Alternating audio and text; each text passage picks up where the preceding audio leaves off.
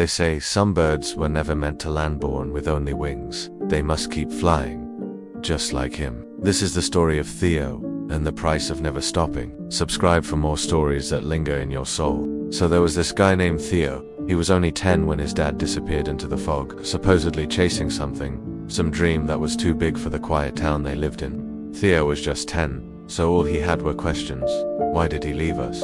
Where is he going? When is he coming back? But his mum just held him tighter and said, sometimes people have to go chasing their dreams, even if that means leaving those they love behind.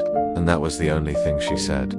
But before she went to sleep that night, she sat Theo down and said, there's something I need to tell you. Something your father told me once. Something he wanted you to know. She leaned in close and whispered, there's a bird. It has no legs, only wings. From the moment it's born, it flies. If it stops, it falls. So it never stops. And then she kissed his forehead and went to sleep. Theo never understood that story. Not until the years got heavy. Not until his mother passed. Not until the world demanded more than a boy could give. He tried to stop so many times, but every time he broke, the image of that bird came to him, cutting through storms, beating against the winds, alone but still flying. And so he kept going. One day he stood under the quiet hum of a broken neon light with a stack of paperbacks in his hands. It had taken him years, but he finally finished his first book.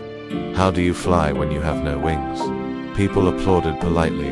A few critics praised him, but Theo knew that none of them really understood.